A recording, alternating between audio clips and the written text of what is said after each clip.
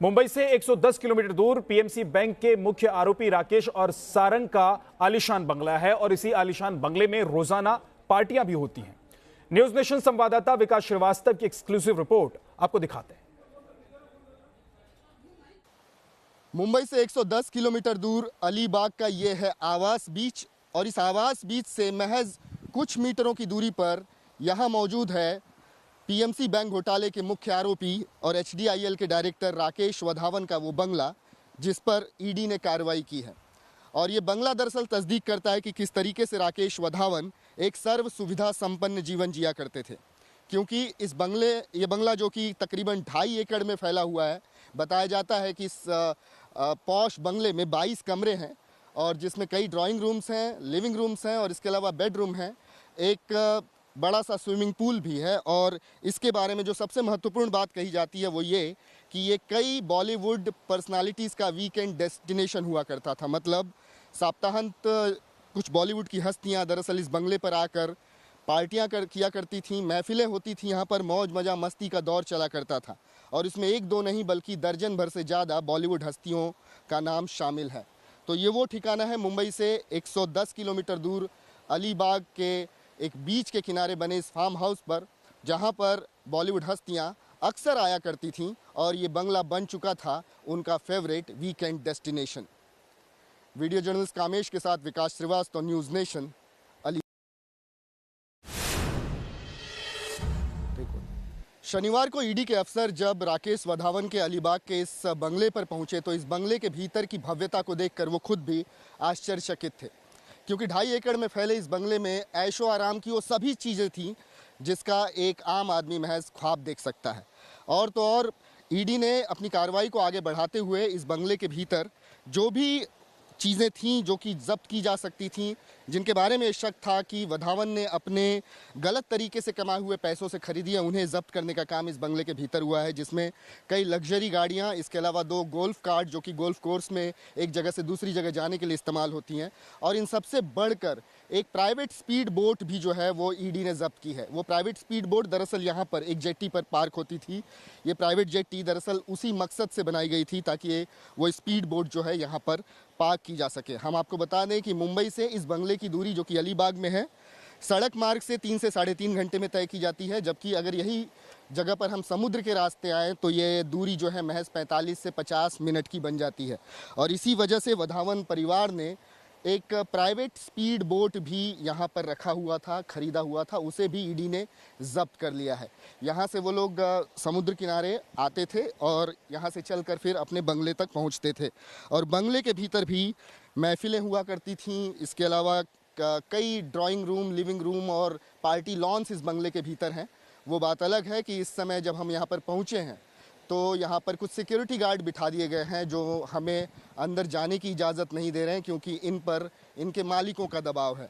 लेकिन इतना ज़रूर है कि ईडी के लोगों ने जब यहाँ पर आकर कार्रवाई की तो सभी चुप थे, क्योंकि ईडी के सामने किसी का भी बस नहीं चला और ईडी एक के बाद एक राकेश वधावन और सारंग वधावन से जुड़ी हुई जायदाद को जब्त करती चली गई। वीडियो जर्नलिस्ट कामेश के साथ Vikas Srivastava, news nation, Alibag. PMC bank घोटाले मामले में ईडी ने आरोपी और एचडीआईएल के चेयरमैन राकेश वधावन और उसके बेटे सारंग वधावन की संपत्ति को जब्त करना शुरू कर दिया है। 171 करोड़ का प्राइवेट प्लेन, करोड़ों की महंगी लग्जरी गाड़ियां, 22 कमरों का आलीशान महल, 100 करोड़ की स्पीड बोट। ये है वो अय्याशी की चंद निशानियां जो आम निवेशकों के आंसुओं की कीमत पर जुटाई गई। Housing development and infrastructure limited और पीएमसी बैंक लोन घोटाले के आरोपी राकेश वधावन और सारंग वधावन के पास महंगी लग्जरी गाड़ियों का ऐसा कलेक्शन था जिसे आम आदमी ने सिर्फ तस्वीरों में ही देखा होगा। 3 करोड़ 60 लाख की बेंटले, 3 करोड़ 20 लाख की रोल्स रॉयस, 2 करोड़ 70 लाख की मर्सिडीज। मुंबई के अलीबाग समेत वधावन परिवार के 6 ठिकानों पर ईडी की रेड में दर्जन भर लग्जरी गाड़ियां मिली है। ये महंगी गाड़ियां तो सिर्फ झांकी भर है। राकेश और सारंग वधावन के पास दौलत का अकूत खजाना देखकर जांच एजेंसीज की भी आंखें फटी की फटी रह गई। वधावन के नाम पर एक दसॉ फाल्कन, ये प्राइवेट जेट है जो कि मुंबई एयरपोर्ट पर एक हैंगर में खड़ा है, उसे भी जब्त कर लिया गया है। हम आपको बता दें कि अब तक इस मामले में ईडी ने 3500 करोड़ रुपए की संपत्ति जब्त होने का दावा किया है। ईडी का ये कहना है कि 15 कारें अब तक वधावन के नाम पर जो थी वो जब्त की जा चुकी। अलीबाग में 22 कमरों का ये ड्रीम होम बॉलीवुड सेलिब्रिटीज के फेवरेट वीकेंड डेस्टिनेशन में शामिल था। कहते हैं बंगले के अंदर फिल्मी सितारों के साथ वधावन पिता पुत्र की तस्वीरें भी टंगी हैं। अलीबाग में 2.5 एकड़ में फैले ड्रीम होम में प्राइवेट 9 सीटर प्लेन भी है, जिसका नाम है बॉम्बार्डियर चैलेंजर 300। इस प्राइवेट प्लेन की कीमत लगभग 171 करोड़ रुपए है। ईडी ने फाल्कन नाम का एयरक्राफ्ट भी जब्त किया है। इसके अलावा अलीबाग के बंगले में ईडी को स्पीड बोट भी मिली है।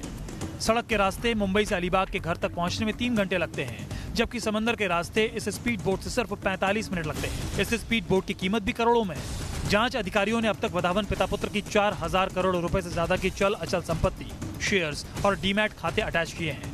Team news nation. Housing development and infrastructure limited यानी कि HDIL और पीएमसी बैंक से जुड़ा यह घोटाला 4335 करोड़ रुपए का है। अपनी अय्याशी और शान शौकत के लिए बैंक से लोन लेकर राकेश वधावन और सारंग वधावन ने जमकर ऐश की और जिन लोगों का पैसा बैंक में जमा था वो खून के आंसू रोने पर मजबूर हो गए।